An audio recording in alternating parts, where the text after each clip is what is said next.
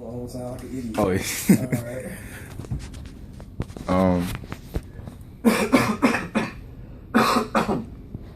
So, what kind of factors do you think contribute to mental illness as far as depression and anxiety? Mental illness, especially when you're in a relationship to here on campus.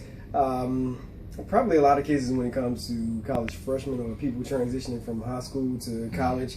Probably the anxiety about, separating from their parents, being here by themselves, having additional responsibilities, having to study, not having that person above them telling them when and how to study. So some of the other issues that may contribute to depression or anxiety, coming to a new place and not having that support system that they used to have when they were back in high school.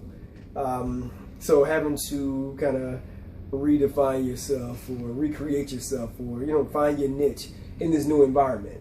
So that could be some of the reasons for anxiety, I guess, or we'll talk about when it comes to mental illness. Yeah. And how do you think a person can identify that they have a problem? Definitely mood changes. Definitely mood changes, or what I have a lot of my students do is keep a journal, a stress journal. So they'll know it during a particular time of the day or a particular time of the week. They may feel a certain way, whether it's good or bad. So once they keep a journal, they may start seeing some of those changes in themselves. So that may be a good way. Or just kind of relying on friends and family. Typically, they're the ones that will be the first ones to tell us that, hey, you seem kind of down, or you're not being yourself, today. Or relying on some of your instructors or professors or mentors to kind of be that guy to say, hey, you're not looking like yourself, feeling like yourself, or to kind of give you those cues. What sort of lifestyle choices should they make to maybe negate some of these feelings that they're having? Well, once again, since I actually teach stress management, here at Savannah State. So one of the things we talk about are the 5 dimensions of wealth. 5 dimensions of health. So that's spiritual health, physical health, emotional, intellectual, and social, health. So looking at those 5 things, trying to have a balance between those. So, spiritual health, looking to a higher being, not depending on yourself.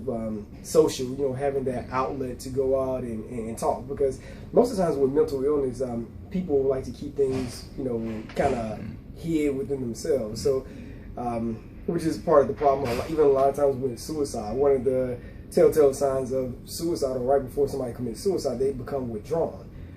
So having that social, support. Also the intellectual and emotional, of course, trying to improve yourself.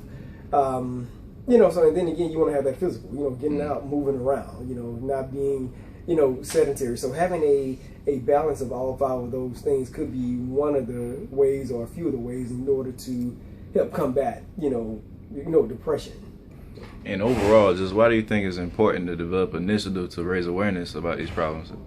Because I think in a lot of cultures or areas, we've always been taught to keep our emotions hid, don't cry, don't show weakness. And at the same time, that to me, that could be some of the source of the anxiety or depression, because they may not feel like they have the outlet to talk about it. So different initiatives can give us a way to foster these conversations like we're having, right now. So people can actually, talk about it.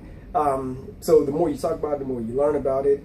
And also just giving out information about it. So that's one of the reasons why I love the fact that we actually offer courses like stress management here at Savannah State, to teach students how to deal with stress and everything that comes with it, like how to recognize different signs of stress, the long-term consequences of stress, but also how to actually deal with it and manage it or alleviate stress.